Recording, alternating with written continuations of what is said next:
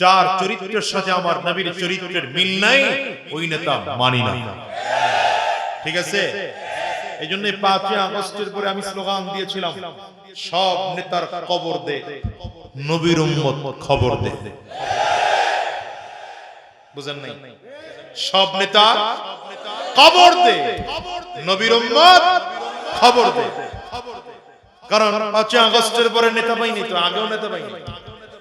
3 August, 4 August, 5 August তখন নেতা ছিল না। এখন তো কত নেতা মাশাআল্লাহ। এখন ডানে নেতা, বামে নেতা, সামনে নেতা, পিছনে নেতা, উপরে নেতা, নিচে নেতা, কথা কেন? পাতি নেতা, বড় নেতা, ছোট নেতা, ডুপ্লিকেট নেতা, গাছে ঝুলে সেও নেতা, ফেস্টুনে ঝুলে, ব্যানারে ঝুলে, সব নেতা। কিন্তু 5 আগস্ট নেতা পাই নাই। ঢাকা রাজধানীতে যখন 3 আগস্ট সশরীরে নেমেছিলাম, 4 আগস্ট নেমেছিলাম, 5 আগস্ট নেমেছিলাম, তখন গুলি মারলে বুক ছিদ্র হয়ে যায়। একজন পাইছিলাম, বাংলাদেশের একজন পেয়েছিলাম, মুফতি সৈয়দ ফয়জুল করিম শেখ চরমনায়। এখন তো বহুত নেতা। এজন্য বলি, নেতা যদি মানতেই হয়, এমন নেতা মানবো যেই নেতার চরিত্রের নবীর চরিত্রের কিছুটা হলেও মিল। আপনারা তো এক একজনের নেতার পক্ষে স্লোগান দেন, আমার ভাই, তোমার ভাই, আমার ভাইয়ের চরিত্র বাদ দেন। এই স্লোগান জীবনে বহুত দিয়েছেন, কথা বলেন না কেন? এই স্লোগান বাদ দিয়ে এখন থেকে স্লোগান হবে, সব নেতার কবর দে, নবীর উম্মত খবর দে। আজ জোরে বলে না, ঠিক কিনা বলো? সব নেতার কবর দে, নবীর উম্মত। বুঝেন নাই না? আরেক স্লোগান শিখিয়ে দেয়া যায় আপনাদের, তোমার নেতা আমার নেতা, বিশ্ব নবী মুস্তাফা। ঠিক আছে তো? আপনারা পারেন না জোরে বলতে, তোমার নেতা আমার নেতা, তোমার নেতা আমার নেতা, আমরা সবাই রাসূল সেনা, ভয় করি না। জোরে বলেন, আমরা সবাই রাসূল সেনা। পারবেন স্লোগান দিতে? তৈয়ার আছেন? দেখি কাশি দেন, গলা ক্লিয়ার করেন ভালো করে। আমি দিতেছি স্লোগান। কাশি দেন, গলা ক্লিয়ার করেন ভালো করে, কাশি দেন, ঠাটায় কাশি দেন। এবার 2 হাত টান টান করে উঁচা করেন, 2 হাত টান টান করে উঁচা করেন। ডানে আর বামে তাকিয়ে দেখেন, হাত কে তোলে নাই। মনে করবেন এই লোকটা অলস ফেডারেশনের সদস্য হওয়ার যোগ্য। হাত তুলছে সবাই, হাতগুলো মুঠ করেন, ঝাঁকি দেন। শরীরের মধ্যে যতটুকু পাওয়ার আছে, পুরোটা পাওয়ার দিয়ে একটা তাকবীর হবে। এই মুসলমান রেডি? হয় না? রেডি? আরো জোরে বলো, রেডি? নারে তাকবীর। না, মুসলমান স্লোগানে দুর্বল, স্লোগান দিতে চায় না। আমি বড় হুজুর, আমি বড় ইমাম, স্লোগান দিতে লজ্জা লাগে। আরে স্লোগান দিয়েছেন ওমর ফারুক রাদিয়াল্লাহু আনহু। 2 হাত উঁচু করে ভালো করে, নারে তাকবীর। আরো আওয়াজ হবে, নারে তাকবীর। তোমার নেতা আমার নেতা, বিশ্ব নবী মুস্তাফা, আমরা সবাই রাসূল সেনা, আমরা সবাই রাসূল সেনা, ভয় করি না বুলেট বোমা। নারে তাকবীর, কোরআন সুন্নাহর আলো, কোরআন সুন্নাহ যেখানে, আমরা আছি সেখানে। দিয়েছি তো রক্ত, জোরে দিয়েছি তো রক্ত, রক্তের বন্যায়, রক্তের বন্যায় আছে। ঠিক আছে? আরে নিচে নামায়ান না, আরো আছে মিয়া, আরো আছে স্লোগান। উচ্চা করেন, দালালিনা রাজপথ, রাজপথ, ঠিক আছে? দালালি না রাজপথ, দিল্লি না ঢাকা, দিল্লি না ঢাকা, ঠিক আছে? এবার ওই দালালি করার জন্য একটু কথা বলা বলে, যারা বাংলাদেশে বসে ভারতের দালালি করে, কি কথা বলে না? ঠিক আছে, ভারতের দালালেরা এবার দেখবেন হাত উঠায় না, কে মনে করবেন এ লোক ওই দলে। ভারতের দালালেরা, ভারতের দালালেরা, দালালি আর করিস না, পিঠের চামড়া থাকবে না, ঠিক আছে? দালালি আর করিস না, দালালি আর করিস না। স্লোগান দেওয়া শিখে নাই মুসলমান, স্লোগান নিয়ে ময়দানে নামেন। আর ইসলাম বিজয় করার জন্য বিমান, কামান, ক্ষেপণাস্ত্র, পিস্তল, বুলেট, গুলি, রাইফেল এগুলো লাগে না। ইসলাম বিজয় করার জন্য শুধু তাকবীরের আওয়াজ দিয়ে ঈমানি পাওয়ার নিয়ে ময়দানে নামেন। বেঈমান পালাতে বাধ্য হবে, ঠিক কিনা? আওয়াজ করে জোরে বলো। কি কথা কথা না কেন? শক্তি তো ফেরাউনেরও ছিল, শক্তি কথা কয় না, কার ছিল? তাই না? শক্তি ফেরাউনেরও ছিল। ফেরাউন দাবি করেছিল আনা রাব্বুকুমুল আলা, সব থেকে বড় খোদা। দেখছেন নাউজুবিল্লাহ, সবাই কয় না কত বড় খোদা। আল্লাহ বলেন তুই কত বড় খোদা, আমার একটু দেখা দরকার। ফেরেশতা একজনরে বলেন এক কাজ করো, নীল দরিয়ার পানির চাবিটা একটু ঘুরায় রাখো। কথা বলেন, বাস নীল দরিয়ার পানি চাবি কমে গেল। নীল দরিয়ার পানির চাবি গেল বন্ধ হয়ে। অল্প দিনের মধ্যে দুর্ভিক্ষ শুরু হলো। মিশরের লোকজনগুলো সাপ দৌড়ায় ফেরাউনের কাছে আসছে, খোদা আপনি আমাদের খোদা, আপনারই আমরা পূজা করি, খোদা বলে জানি। নীল দরিয়ার পানি গেল, পানির ব্যবস্থা করেন। বলেন তো ফেরাউন সাথে সাথে উত্তর দিচ্ছে, যাও আগামীকাল পানির ব্যবস্থা হয়ে যাবে। ওর বাপ দাদা 14 গোষ্ঠীর ক্ষমতা আছে পানি দেওয়ার। এই একই অবস্থা এদেশের যারা বলে আমাদেরকে ক্ষমতায় নাও, শান্তি প্রতিষ্ঠিত করব। কথা বলো, কোন ব্যক্তি ক্ষমতায় গিয়ে শান্তি প্রতিষ্ঠা করবে এটা কোনোদিন হতে পারে না। যদি ইসলাম এদেশের ক্ষমতায় থাকবে, কোরআনকে দেশের রাষ্ট্রীয় সংবিধান বানানো হবে, দিনদার, ইমানদার, দাড়িওয়ালা, টুপিওয়ালা, আল্লাহর মানুষগুলো যেদিন ক্ষমতায় যাবে সেদিন শান্তি প্রতিষ্ঠা হবে, ঠিক কিনা? আজ করে বলো। এটা ওরাও জানে, এই জন্য আমাদের কয় মৌলবাদীদের ক্ষমতায় যেতে দেওয়া হবে না।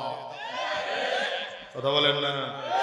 আমি তো বলি মৌলবাদীরাই ক্ষমতায় যাবে, কোন নাস্তিক আর রাম বাম ভারতের ক্ষমতায় যাবে না, ঠিক কিনা বলো? জিন্দাবাদ জিন্দাবাদ এই ইসলামী মৌলবাদ, মূল ছাড়া সব ভ্রান্তবাদ, মুর্দাবাদ মুর্দাবাদ, জিন্দাবাদ জিন্দাবাদ। আমাদের মৌলবাদ বলে গালি দেয় না, আমি বলি ঠিক আছে তো, মৌলবাদ এটা সুন্দর কথা। আমরা মূলের উপরে আছি, আমরা আল্লাহ মানি, নবী মানি, আমরাই মূলের উপরে আছি, তোমরা মূলের উপরে না। জিন্দাবাদ জিন্দাবাদ ইসলামী মৌলবাদ, মূল ছাড়া সব ভ্রান্তবাদ, মুর্দাবাদ মুর্দাবাদ, জিন্দাবাদ জিন্দাবাদ। বলেন জিন্দাবাদ জিন্দাবাদ ইসলামী মৌলবাদ, মূল ছাড়া সব ভ্রান্তবাদ, মুর্দাবাদ মুর্দাবাদ, জিন্দাবাদ জিন্দাবাদ। দুপাওয়ালা পশুরা মানুষ থেকে পড়ছে বাদ, শত্রুর বলি শিখে নিজের বাপকে বলছে মৌলবাদ। দুপাওয়ালা পশুরা মানুষ থেকে পড়ছে বাদ, শত্রুর বলি শিখে নিজের বাপকে বলছে মৌলবাদ। জন্ম মৃত্যু সবই ওদের, মূল ছাড়া তাই নাই কো ঠিক, ধর্মে নাস্তিক জন্ম যার, ছুটছে ওরা দিক বিদিক। মূল ছাড়া সব পরগাছা আর রুশভ্রান্ত মতবাদ, মূল ছাড়া সব পরগাছা আর রুশভ্রান্ত মতবাদ। মানুষ নাকি বানর জাতি, ডারউইন হরিণের ভ্রান্তবাদ জিন্দাবাদ জিন্দাবাদ ইসলামী মৌলবাদ মূল ছাড়া সব ভ্রান্তবাদ মুর্দাবাদ মুর্দাবাদ জিন্দাবাদ জিন্দাবাদ বলো জিন্দাবাদ জিন্দাবাদ ইসলামী মৌলবাদ মূল ছাড়া সব ভ্রান্তবাদ মুর্দাবাদ মুর্দাবাদ জিন্দাবাদ জিন্দাবাদ ঠিক কিনা বলো এই জন্য আলেমদের সাথে থাকবেন না জালেমদের সাথে ইমানদারদের সাথে না বেঈমানদের সাথে মসজিদের সাথে না মন্দিরের সাথে মুসলমানদের সাথে না ইসকনের সাথে ঢাকার সাথে না দিল্লির সাথে এই মুসলমান ইসলামের পক্ষে ঠিক থাকতে গিয়ে কোরআনের পক্ষে থাকতে গিয়ে আলেম ওলামাদের পক্ষে থাকতে গিয়ে যদি আবার রক্ত দিতে হয় রক্ত দিবা জীবনটাও যদি দিতে হয় তৈয়ার আছো কারা কারা দুই হাত উঁচা করে আল্লাহকে ডাকো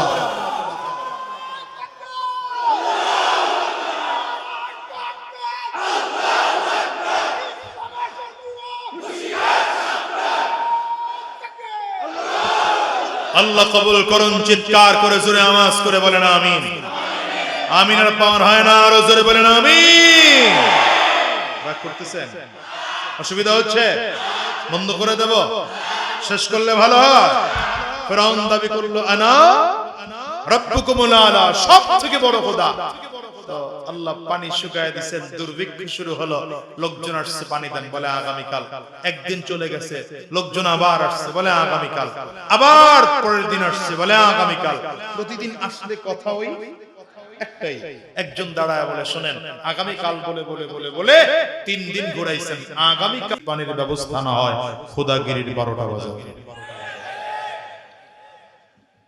ফেরাউন লোকজন বিদায় করেছে ঠিক খাওয়া দাওয়া বন্ধ কারণ আগামী কালকের মধ্যে যদি পানির ব্যবস্থা না হয় খোদাগিরি খোদাগিরি তো টিকবেই না নিজের অস্তিত্বই থাকবে না নেগানে যাওয়ার আগে আগে চেহারার অবস্থা কি হয়েছিল বুঝেন না ওয়াজ বুঝেন বুঝেন এক সপ্তাহ পরে ওয়াজ বুঝেন আজকে হুই না জানবেন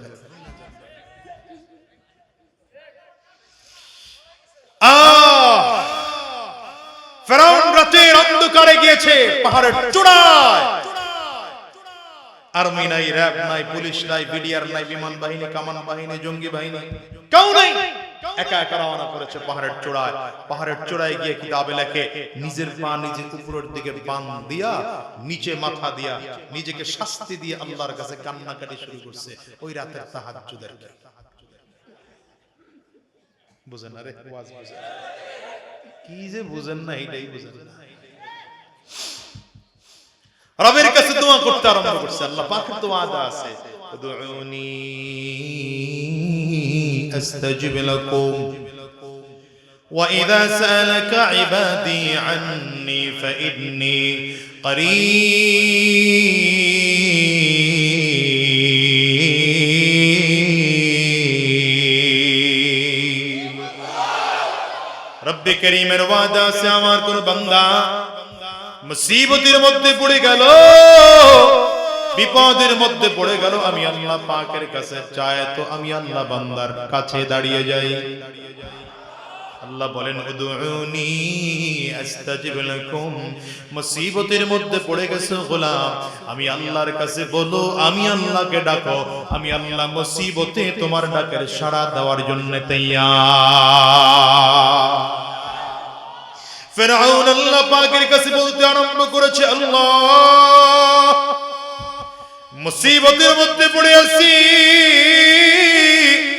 আগামী কালকের মধ্যে যদি পানির ব্যবস্থা না হয় খোদাগিরি টিকবে না আমি নিজেও বাঁচবো না যেমন করে হোক আগামী কালকের মধ্যে পানির ব্যবস্থা করে দাও রব্বে কারীম হাদিসে কুদসিতে বলেন নবীজি বর্ণনা করেন আনা ইনদা যান্নি আবদি বি বান্দা আমার সম্পর্কে যেমন ধারণা করে আমিও বান্দার সাথে তেমন আচরণ করি ফেরাউন তখনও যদি আল্লাহর কাছে ক্ষমা চাইতো উলামায়ে কেরাম বলেন সম্ভাবনা ছিল আল্লাহ তাআলা তখনও মাফ করে দিতে পারতেন কিন্তু ফিরআউন আল্লাহ পাকের কাছে বলে আল্লাহ আমার খোদাগিরি টিকাও আমার খোদাগিরি টিকায় রাখো, আগামী কালকের মধ্যে পানির ব্যবস্থা করো, তাতে যদি আমার দুনিয়া লাগবে, আখিরাতে যদি কিছু না দাও কোনো আফসোস নেই। চিল্লায় জোরে বলেন নাউযুবিল্লাহ। আল্লাহ বলেন দিলাম তোমারে, দিলাম দুনিয়া, কয়দিন টিকায় রাখতে পারো ওইটাও তো দেখা দরকার। লম্বা সময় দোয়া করেছে ফিরআউন, লম্বা সময় দোয়া করে পাহাড়ের গর্তের ভেতর থেকে বের হয়। হঠাৎ করে মুখের মধ্যে তাকিয়ে দেখে একজন যুবক দাঁড়ানো আছে। যুবক সুঠাম দেহের যুবক, দেখলেই মনে হয় যুবকের অবস্থা বড় খারাপ, বড় বড় খেপূর্ণ যুবক, বড় চেতা যুবক। দেখেই ডাক দেয়, খোদা আপনারা সারা দুনিয়া খুঁজলাম, কোথাও পাইলাম না, কেন খুঁজছো? বিচার নিয়ে আসছি। এটা বিচারের জায়গা, সিংহাসনে যাবি, গেলে বিচার করব। যুবক দাঁড়ায় বলে, সিংহাসনে যাব না, এখানে বসেই বিচার দেব, ফয়সালা এখানে বসেই দিবেন। ফয়সালা না শুইনা, বিচার না কইরা এখান থেকে এক কদম সামনে বাড়াবেন তো ঠ্যাং ভেঙে ফেলাবো। কেমন খোদার খোদা, পাবলিক তারে থ্রেট দেয়, বুঝেন? এইবার ফেরাউনের অবস্থা খারাপ। কি সমস্যা তোমার বলো? যুবক দাঁড়ায় বলে, আমার সমস্যা হলো, বিচার হলো কোন গোলাম যদি মালিকের বিরোধিতা করে, আর গোলাম হইয়া যদি নিজের মালিক বলে দাবি করে, তাইলে তার কি শাস্তি হওয়া দরকার? বুঝেন নাই? কথা বলতে বলতে ফেরাউন পাহাড়ের চূড়ায় উঠছে, বারবার করে তাকায় কোন দিকে? ওই নদীর দিকে। পানি আসলো নি, রাতে যে দোয়া করলাম কবুল হইল নি, হঠাৎ দেখে পানি আসছে, বুঝা গেছে আমার দোয়া। খুশিতে যুবকের দিকে তাকায় বলে, যে গোলাম মালিকের বিরোধিতা করবে আর নিজের মালিক বলে দাবি করবে, তার শাস্তি হলো এমন পানির মধ্যে চুবাইয়া মারা। যুবক কাগজ কলম আগায় দিয়েছে, লিখে দিয়েছে, কোন গোলাম যদি মালিকের বিরোধিতা করে, গোলাম হইয়া যদি নিজেকে মালিক বলে দাবি করে, তার শাস্তি হলো নীল দরিয়ার মতো পানির মধ্যে চুবায়া মারা। যুবক তো যুবকের জায়গায় চলে গেল। ফেরাউন এইবার এলাকায় ঢুকছে, মনে করলেন কি ক্ষমতা এখন কি পরিমাণ বাড়ল, 2024 ক্ষমতা এসে এখন আর কাউরে সহ্য হয় না। এইবার তো দুই একবার, আগের বার যদিও টুকটাক ভোট টোট লাগছে, 2024 আসার জন্য ভোটই লাগে নাই, খালি ঘোষণা। জনগণ বিশ্বাস করে যখন প্রথম ক্ষমতায় বসাইছিল, দ্বিতীয়বার এসে বলে না এখন তো আর আমারে ভোট দিবে না জনগণ। নিজস্ব কিছু কর্মী বানাইল, কর্মীরা ভোটের জনগণ কেন্দ্রে না আসলো, জনগণের পক্ষ থেকে ভোট নিজের। এমন ভোট বাংলাদেশে হয়েছে, চাচি ভোট কেন্দ্রের বারান্দায় বারান্দায় করে যুবক দাঁড়ায় বলে, চাচি গিয়া লাভ নাই, ভোট দিয়ে গেছে। আপনারটাও দিছি, চাচারটাও দিছি। চাচি দাঁড়ায় দাঁড়ায় কান্না করে, হায় রে তোর চাচায় যাইসা ভোট দিয়া গেল গা, আমারে জানাইলি না। 5 বছর আগে স্বামীটা মারা গেল, 5 বছর পরে যে কবর থেকে জিন্দা হইয়া উঠাই ভোট দিয়ে যে আবার কবরে গিয়া শুইয়া পড়ল, আমারে জানাইলি না। জানাইলে তো অন্তত স্বামীর লগে দেখা হইতো। কি কথা বললাম আমি? ওই বছর একটারে ধরছিলাম, কতগুলো ফিটাইছস? 250। একা কয়টা ফিটাইছে? 250 ভোট একা ফিটাইছে, খালি কালি লয়। আমি বললাম টাকা পয়সা কত করে? 200। তাহলে তো 50 কম হয়ে গেছে। আহারে জাতি। তো প্রথমবার তো একবার দেখছে, জনগণ ভোট না দিলে কর্মী দিয়া, পরের বার কয়েকবার পাওয়ার আরো বেশি, এখন পুলিশ পাহারায় থাকে। হ্যাঁ, এরপরের বার বলে এখন কাউরি লাগবে না, পুলিশ না, আর্মি না, বিডিআর না, কাউরি লাগবে না, খালি জেলার থেকে ডিসি সাহেব ঘোষণা দিয়ে পাঠায় দিব। এখন 24 ক্ষমতা আসার পর কাউরে সহ্য হয় না। এখন ধরে ধরে ধরে ধরে আলেমদেরকে জেলে বড় ফাঁসি লাগাও। এজন্য তো হুজুর করে ধরে ধরে মামলা। কার বিরুদ্ধে মামলা দেওয়া হয় নাই বলেন? আল্লামা দিলওয়ার হোসেন সাইদি সাহেবের বিরুদ্ধে মামলা দেওয়া হলো। কি মামলা? বলে ৭১ এর সময় মানবতা বিরোধী ছিলেন। এমন আস্তে করে কোন কোন নাউজুবিল্লাহ। ও স্টেজের হুজুররা কয় না, এই জন্য তো আওয়াজ হয়। ঘটনা কি আওয়াজ? আপনারা জোরে কোন তাইলে তারাও শুরু করবে ইনশাআল্লাহ। নাউজুবিল্লাহ বলবেন না? আল্লামা মামুনুল হক সাহেবের বিরুদ্ধে মামলা দেওয়া হলো। কি মামলা? ধর্ষণের মামলা। আল্লামা খান সাইফুল্লাহ আইয়ুবীর বিরুদ্ধে মামলা দেওয়া হলো গুলিস্তানে ককটেল নিক্ষেপের মামলা। আমার উস্তাদ মদিনানগর মাদ্রাসা, ঢাকা মদিনানগর মাদ্রাসার নায়েবে মুহতামিম আল্লামা আলী আকবর সাহেব হুজুরের বিরুদ্ধে মামলা দেওয়া হলো রমনা বটমূলে হামলা। আমি হুজুরকে জিজ্ঞাসা করলাম, হুজুর আপনি গেলেন কেন? আমি গেলাম, আমি তো চিনি না।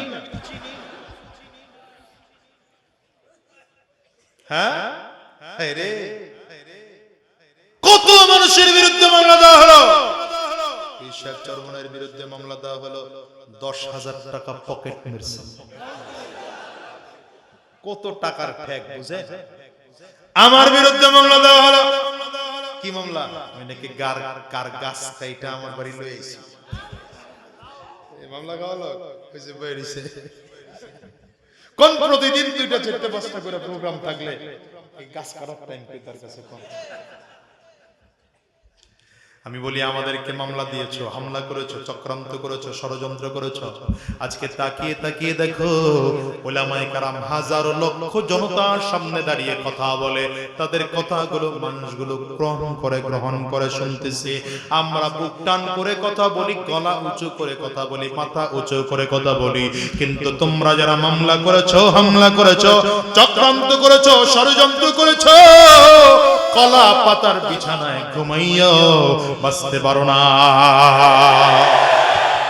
লুঙ্গি পড়েছো, প্যান্ট শার্ট খুলে লুঙ্গি পড়ছো, দাড়ি কামাইয়া চুলের মধ্যে কলম লাগাইছো, এরপরে মাছের ট্রলারে উঠছো, নিজের জাইল্লা বলে পরিচয় দিছো, তারপরও বাঁচতে পারো নাই।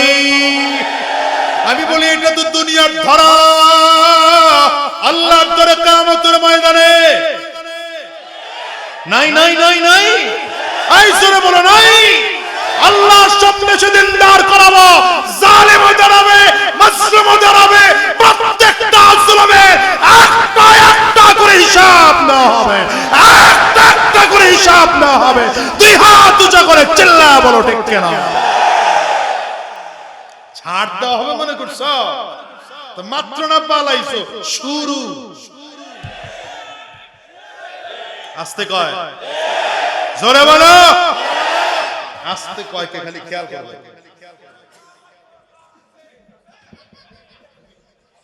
রাগ করতেছে? মোহতারাম সাহেব আসছে? এই মাদ্রাসার মোহতারাম সাহেব, আপনারা খুঁজে পাই না কে? আপনি স্টেজে আসেন। হ্যাঁ আসেন, আপনার সাথে কথা আছে। আল্লাহ, এই ফিরআউন এখন বুঝেন তো পানি নিয়ে আসছে, কি পরিমাণ ক্ষমতা বাড়লো। এখন পয়গম্বর মুসা আলাইহিস সালাম রে সহ্য হয় না। আল্লাহ বলেন ঠিক আছে, যেহেতু তোমাকে সহ্য হয় না তাহলে তুমিও চলে যাও। পয়গম্বর মুসা আলাইহিস সালাম বিশাল উম্মতের বাহিনী লইয়া লোহিত সাগরের কিনারায়, কোথায়?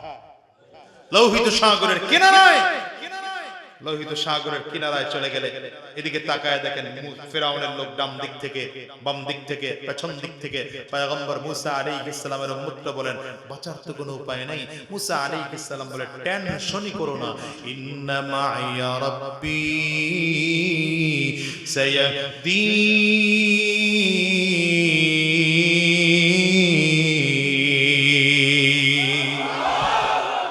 পয়গম্বর মুসা আলাইহিস সালাম বলেন টেনশন করো না, আমার সাথে আমার আল্লাহ সেম রাস্তা দেখায় দিবেন। আল্লাহ তাআলার সাথে সাথে পয়গম্বর মুসা আলাইহিস সালামকে বললেন, লাঠি আছে, লাঠি দিয়ে নদীর মধ্যে বাড়ি দাও। একটা দুইটা রাস্তা নয়, লাঠি দিয়ে বাড়ি দেওয়ার সাথে সাথে পানিগুলো ভাগ হইয়া 12টা গোত্রের জন্য 12 টাকার পিটিং রাস্তা তৈরি হয়ে যায়। 12 গোত্র একসাথে রওনা, লম্বা কথা। পয়গম্বর মুসা আলাইহিস সালাম নদীর মাঝখানে, ফেরাউন নামতেছে, মুসা আলাইহিস সালাম নদী পার হয়ে গেলেন। আল্লাহ তাআলা ডাক দিলেন, পানি তোর কাজ তুই আরম্ভ করে দে। কিছুক্ষণের জন্য আল্লাহ যদিও পানির ক্ষমতা হরণ করে দিয়েছিলেন, কিন্তু এখন পানির ক্ষমতা আবার আল্লাহ তাআলা দিলেন। এখন পানি তার ক্ষমতা পাইয়া একবার ফেরাউনকে নিচের দিকে নেয়, আবার উপরের দিকে উঠায়, আবার নিচের দিকে নেয়, আবার উপরের দিকে উঠায়। ফেরাউন যখন তাকে দেখলো বাঁচিয়ে থেকে বেঁচে থাকা সম্ভব না, আল্লাহর কাছে এখন তওবা করতে আরম্ভ করেছে, তাও নিজের রব স্বীকার করে না। আমানতু বিরাব্বি মুসা ওয়া হারুন। এখনো নিজের আল্লাহ মন স্বীকার করে না, স্বীকার করে আল্লাহ মুসা আর হারুনের রবের উপরে ঈমান আল্লাহ। আল্লাহ বলেন, আল আনা ওয়া ক্বাদ আসাইতা মিন ক্বাবল ওয়া কুনতা মিনাল মুফসিদিন। আল্লাহ বলেন, এইবার ঈমান আনলে কাজ হবে না। সারাটা জীবন আলেমদের বিরোধিতা করেছো, সারাটা জীবন দেশের বিরুদ্ধে চক্রান্ত করেছো, ষড়যন্ত্র করেছো, কত অন্যায় অত্যাচার করেছো। এখন তওবা করলেও কাজ হবে না। আল্লাহ জিবরিলকে ডাক দেয়, তাড়াতাড়ি করো, ফেরাউন যেন সামনে কথা বলতে না পারে। জিবরিল আমিন আইসা নিচের থেকে কাদা উঠাইয়া ফেরাউনের মুখের মধ্যে বেড়ে দিল। মুখের মধ্যে কাদা বেড়ে দিলে ফেরাউন হাঁ করে আছে। হঠাৎ করে লেখা সামনে দাঁড়া হলো, কোন গোলাম যদি মালিকের বিরোধিতা করে, গোলাম হইয়া যদি নিজেকে মালিক বলে দাবি করে, তার শাস্তি হলো নীল দরিয়ার মতো পানির মধ্যে চুবাইয়া মারা। ফেরাউন করে উঠছে, কি রে আমার লেখা মনে হয়? জিবরিল ডাক দেয়, এটা তোমারই লেখা, তোমার লেখা বিচার দিয়ে আজকে তোমাকে শাস্তি দেওয়া হয়। আয় বাংলার মুসলমান মনে রাখো, আমি মোল্লা মানুষ বলে দিয়ে গেলাম, যারা 16 বছর ধইরা নিজেদের স্বার্থের জন্য বারবার সংবিধান সংশোধন করেছো, সংবিধান সংশোধন করেছো, আজ হোক কাল হোক এই সংবিধান দিয়াই ওই জালিমদেরকে বাংলাদেশে আইরা এই জনগণ ফাঁসির কাস্টে ঝুলাবে, রক্ষা করবে না।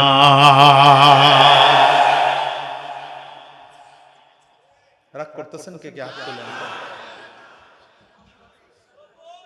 আরে প্যাকেট দিবেন মিয়া, এতক্ষণ ওয়াজ করে যদি 2টা টিস্যু না পাই। আল্লাহ, ফেরাউন কই এখন? হ্যাঁ, আল্লাহ তাআলা নদীর মধ্যে চুবায় মারলেন। 40টা দিন ফেরাউন পানির মধ্যে চুবানো। মিশরের মানুষগুলো বিশ্বাস করতেই চায় না, এত বড় খোদা, এত বড় পাওয়ার ওয়ালা কেমনে মরে? মনে হয় মরে নাই। বিশাল পাওয়ার ওয়ালা, এত পাওয়ার ওয়ালা যে নিজেকে রব্বে আলা দাবি করেছে, রব্বুকুমুল আলা দাবি করেছে, এই খোদা কেমনে মরে? মনে হয় মরে নাই, মনে হয় মরে নাই। ওই যে আপনারা যেমন করে বিশ্বাস করেন নাই, এত বড় পাওয়ার ওয়ালা পালায় কেমন? মিলে মিলে গেলে আমার কি করার আছে? হ্যাঁ, মিললে গেলে আমার কিছু করার নাই। তো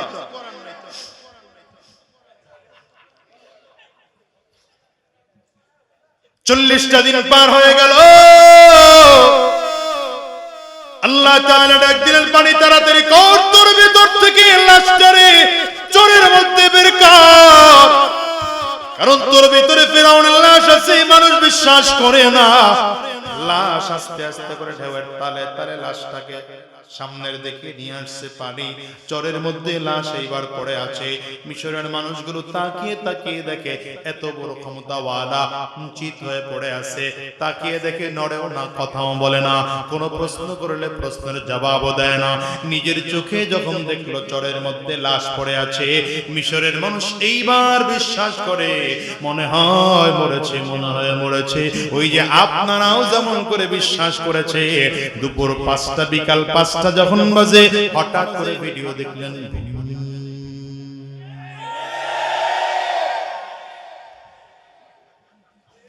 এখন আল্লাহ কি বলেন এটা বুঝার কথা। কোরআনে আল্লাহ এই কথাটা নকল করে দিয়েছেন, ফেরাউনকে লক্ষ্য করে একটা কথা বলেছেন, আল ইয়াউমা নুনাজ্জিকা বিবাদানিক লিতাকুনা লিমান খালফাকা আয়া।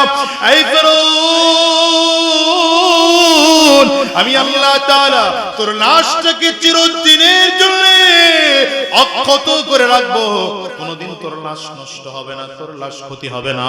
আমি আল্লাহ পানি দিয়ে তোর লাশ নষ্ট করাবো না, বাতাস তোর লাশ নষ্ট করবে না, মাটি তোর লাশ খাবে না, ঘৃণায় মাটি তোর লাশ খাবে না, পানিতেও তোর ছুঁইবে না।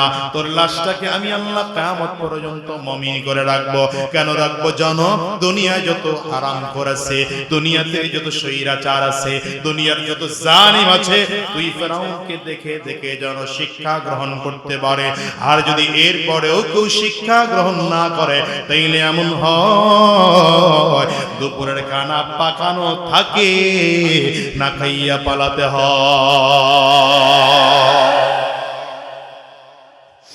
এই জন্য বলে যে এই দুনিয়ার মুসলমান হিসাব করে করে দেখো, আল্লাহ তাআলা তোমার আমার জন্য গোটা দুনিয়াটার বানাইলেন বেঈমানদের জন্য, কিন্তু আল্লাহ বানান নাই। কথা বলেন না, দুনিয়াটা ঈমানদারের জন্য। কাদের জন্য?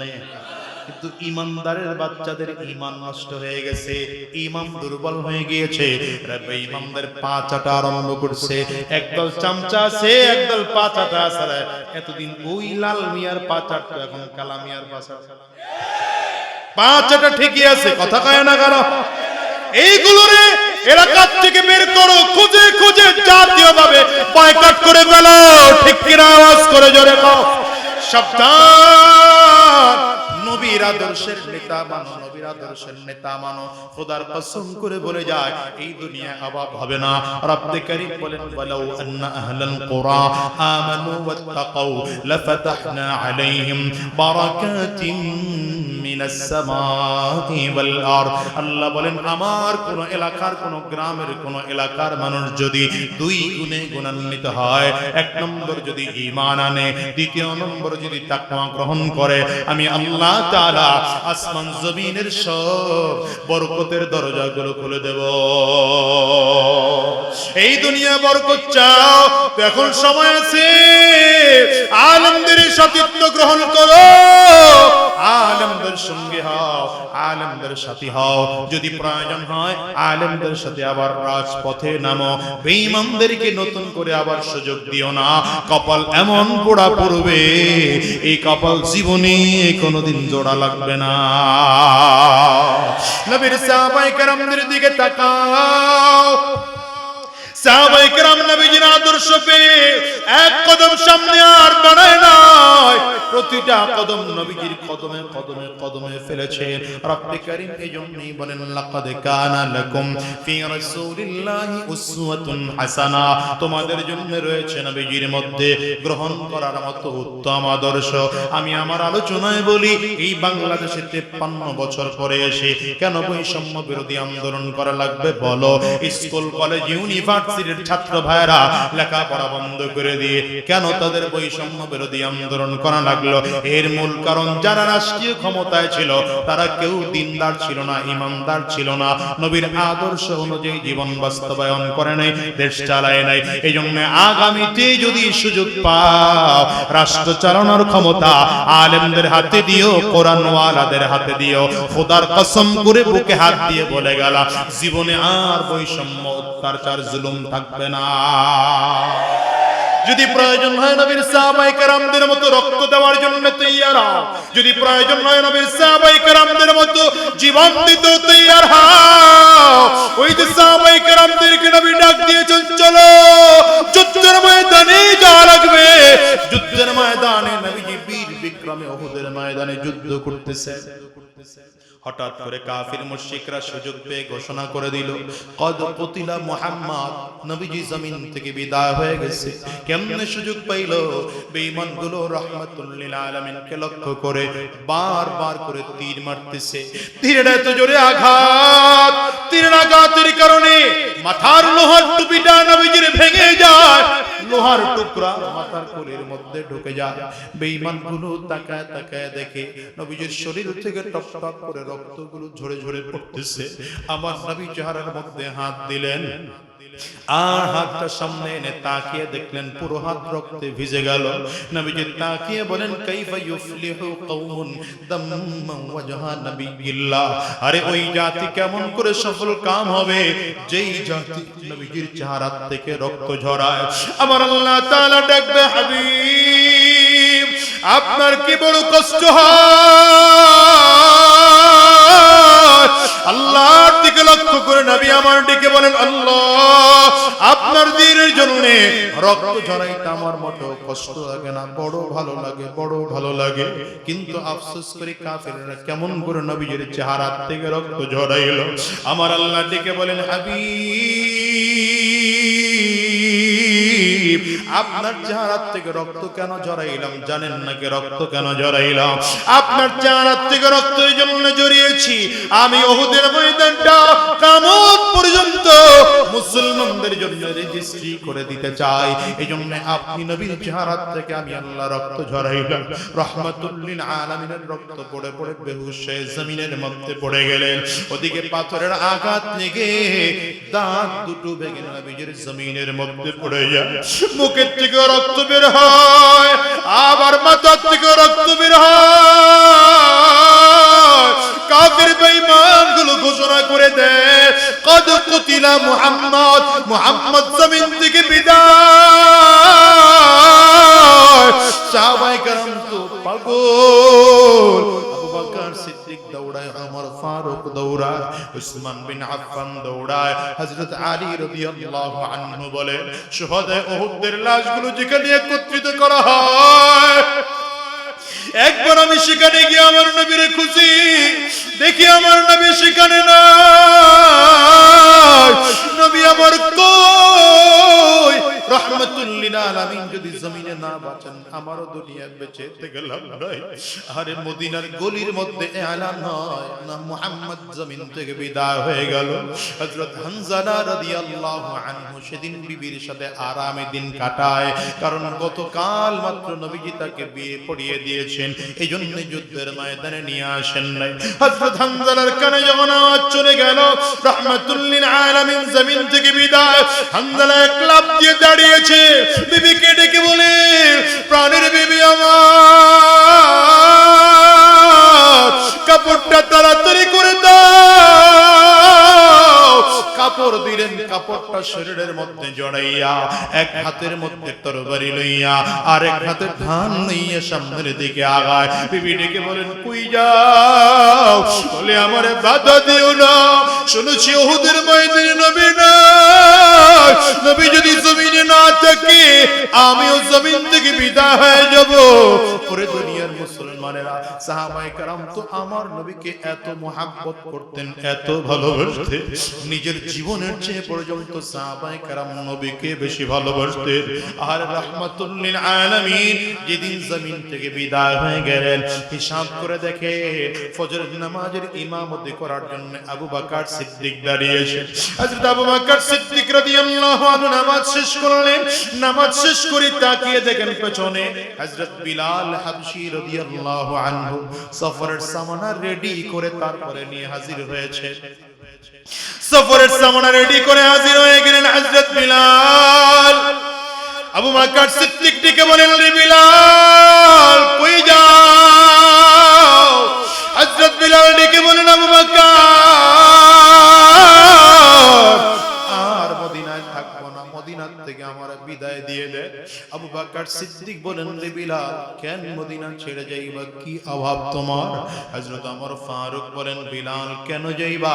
তোমার আযান না শুনলে আমাদের কলিজা ঠান্ডা হয় না। হযরত ওসমান ডেকে বলেন, রে বিলাল, তুমি কেন মদিনা ছেড়ে যাইবা? তুমি যদি বলো তাইলে আমরা আমাদের যত সম্পদ আছে, আমার সম্পদের অর্ধেক সম্পদ তোমারে দিয়ে দেব। এই বিলাল, নবীও নাই, মাঝে মাঝে তোমার কণ্ঠে আযান শুনে কলিজাটা জুড়াই। এখন যদি তুমিও বিদায় হয়ে যাও, নবীর বিয়োগ বেদনা সহ্য করা যায়? ও বিলাল রে, আমরা সহ্য করতে পারবো না। আবু বকর সিদ্দিক বলেন, রে বিলাল, তুমি যদি বলো বাইতুল মাল থেকে আলাদা করে বেতন ধারণ করে দেওয়া হবে, ধার্য করে দেওয়া হবে, তোমার যখন লাগবে বাইতুল মাল থেকে নিয়ে সম্পদ খরচ করতে পারবো। হযরত বিলাল বলেন, আরে ভাই না, সম্পদের জন্য আমি জমিন থেকে যাই না, সম্পদের জন্য মদিনা থেকে বিদায় নেই না। আমি বিদায় নেই কেন জানো? এতদিন আমার নবী জমিনের মধ্যে ছিলেন, আমি বিলাল আমার নবীর দিকে তাকায় তাকায় চলতাম। আমি বিলাল আযান দিতাম, নবীজি নামাজের ইমামতির মুসাল্লায় দাঁড়িয়ে নামাজ আদায় করাইতে। আমার নবী এখন নাই, আমি কারে আযান শোনাবো? আমি বিলাল আযান দিলে আর নবী ইমামতি করবে না।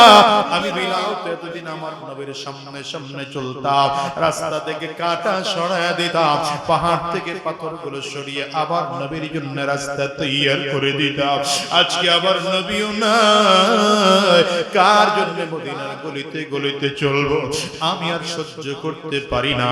সাহাবায়ে কেরাম বলেন, রে বিলাল, তুমি একাই কি নবীরে ভালোবাসো, আমরা কি নবীরে ভালোবাসি না?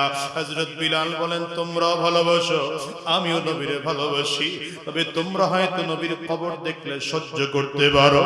আমি যখন আমার নবীর রওজাটার দিকে তাকাই, আমার কলিজাটা ছিঁড়ে যায়, সইতে পারি না।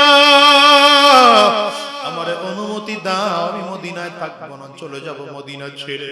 হযরত বিলাল শেষ পর্যন্ত মদিনা ছেড়ে দামেস্কে চলে গেলেন। লম্বা কথা 6 মাস হয়ে গেল হযরত বিলাল মদিনায় আর আসে না। হঠাৎ করে বিলাল স্বপ্ন দেখে নবী আমার ডাক দেয়, রে বিলাল, তোর কি আমি নবীর রওজার পাশে দাঁড়াইতে মনটাই চায় না? আবু বকর আমার পাশে দাঁড়ায়, ওমর দাঁড়ায়, উসমান আলী দাঁড়ায়, তোর কি আমি নবীর পাশে দাঁড়াইতে মনে চায় না? ও দুনিয়ার মুসলমানেরা, হযরত বিলাল ঘুম থেকে উঠে পাগলের মতো করে মদিনার দিকে দৌড়ায়, মদিনার গলি দিয়ে দিয়ে দিয়ে হাঁটতেছে। মদিনার বাচ্চাগুলো হযরত বিলালকে দেখার পর মায়ের কাছে গিয়া খবর দেয়, মাগো, মনে হয় নবীজি মদিনায় চলে আসছে। মারা ডেকে বলে, কেন রে বাবা? বলে, দেখেছি হযরত বিলাল মদিনার গলিতে গলিতে। নবী চলে যাওয়ার পরে তো বিলাল চলে গিয়েছিল, আজকে ফিরে এসে দেখছি বিলাল হাজির। মনে হয় আমার নবী আবার মদিনায় ফিরে আসছে। সব মানুষগুলো খবর পেয়ে পেয়ে হযরত বিলালকে দেখার জন্য চলে আসছে। তাকিয়ে দেখে হযরত বিলাল নবীজির রওজার পাশে দাঁড়ায় দাঁড়ায় ডেকে বলে, নবী আমার, বিলাল রে আসতে বলছে, বিলাল আপনার কবরের পাশে আছি। সাহাবায়ে কেরাম ডেকে বলেন, বিলাল, কতদিন হলো তোমার কণ্ঠে একটু আযান শুনি না, একটু কি আযান শুনাইবা? হযরত বিলাল ডেকে বলে, আযান শোনানোর মতো শক্তি আমার নাই। আগে আযান দিতাম, নবীরে শুনাইতাম, আযান দিলে নবীজি এসে ইমামতি করবে। আজকে আযান দিলে তো নবী আমার ইমামতির মুসল্লায় দাঁড়াবেন না। আমি বিলাল আযান আযান দিলে যদি নবীর ইমামতির মুসল্লায় না দাঁড়ায় তাইলে আমি বিলাল এমন আযান দিয়া সহ্য করতে পারি না। হযরত বিলালের দিকে তাকিয়ে সাহাবায়ে কেরাম বারবার করে আবেদন করে। হযরত বিলাল বারবার অস্বীকার করে। হযরত সালমান ফারিসি বলেন তোমরা হাজারবার বললেও বিলাল আযান দিবে না। নবীর নাতি হাসান আর হুসাইন কই, ওদেরকে ডাকো। হযরত হাসান আর হুসাইনকে ডেকে আনা হলো। দুইটা ভাই হযরত বিলাল দুই পাশে দাঁড়ায়, জামার আস্তিম ধরে ধরে টানে আর ডেকে বলে নানার মুয়াজ্জিন,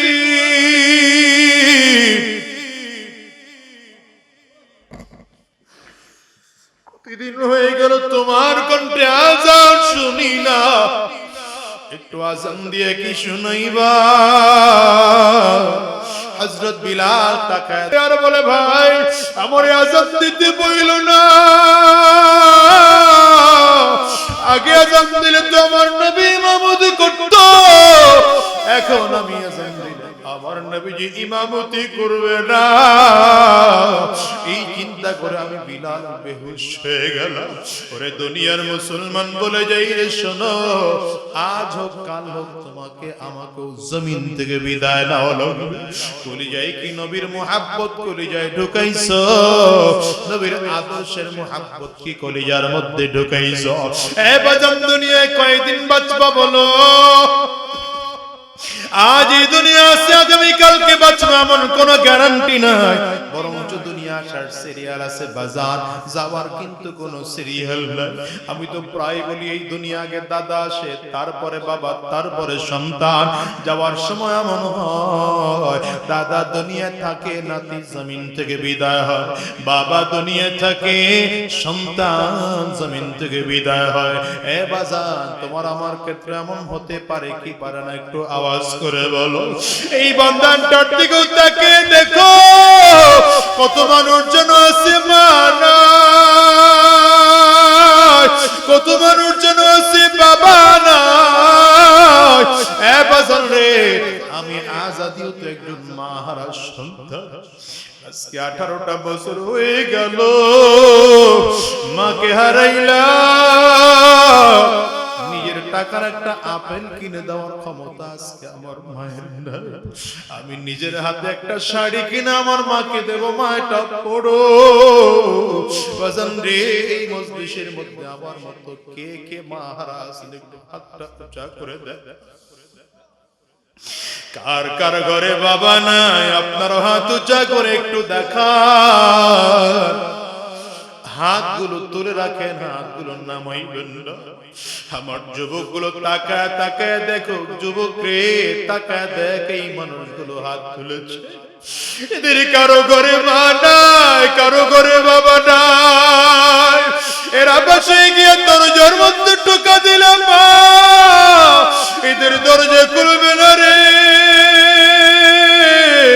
বাবার কোনদিন দেখতে পাবে না। কেমন করে তোমারে বুঝাই বলো?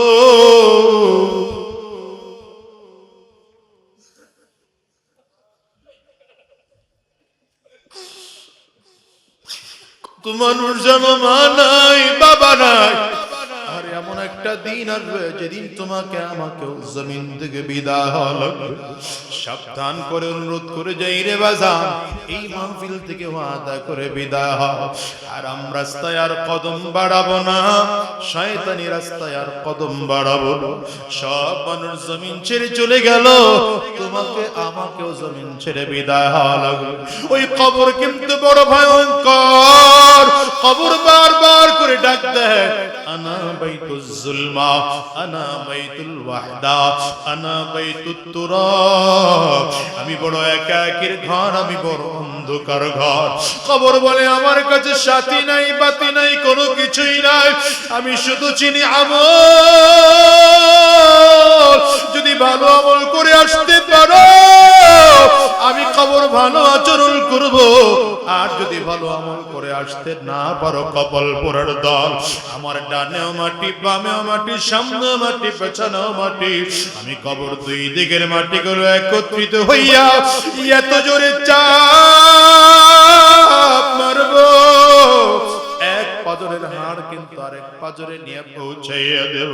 বাজানরে অনুরোধ করে গেলাম, আজকের এই ময়দানটা গভীর রাতে মালিকের কাছে ওয়াদা করো, আর হারাম রাস্তায় কদম বাড়াবো না, আর শয়তানি রাস্তায় চলবো না, আর গুনাহের রাস্তায় চলবো না, সুদের কারবার করব না, আর ঘুষের কারবার করব না। আল্লাহ, যতদিন এই দুনিয়ায় থাকবো তোমার গোলামি করব, নবীর আদর্শে আদর্শবান হব। কারা কারা তৈয়ার আছো? দুইটা হাত উঁচা করে আল্লাহকে দেখা, আওয়াজ দিয়ে চিল্লাইয়া জোরে ডাকতাম আল্লাহ।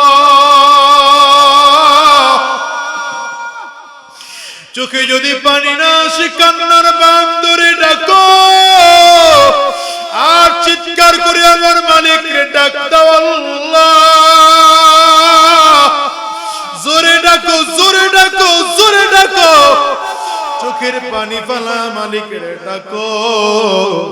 ডানে আর বামে তাকায় দেখো কার চোখে পানি, ওই মানুষটার দিকে তাকাইয়া নিজের নিজের ধিক্কার মারো, আর চোখের পানি ফেলে কান্না করো।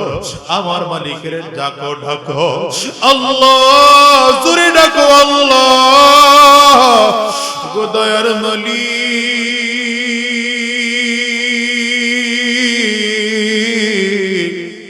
যতজন গোলাম আমরা দুইটা হাত উঁচু করলাম, ওয়াদা করলাম আর হারাম রাস্তায় চলবো না, শয়তানি রাস্তায় চলবো না, গুনাহের রাস্তায় কদম বাড়াবো না। আল্লাহ, তুমি কবুল করে নাও। আওয়াজ দিয়ে চিল্লা বলো আমিন। আর জোরে চিৎকার করে জবান খুলে বলো আল্লাহুম্মা আমিন।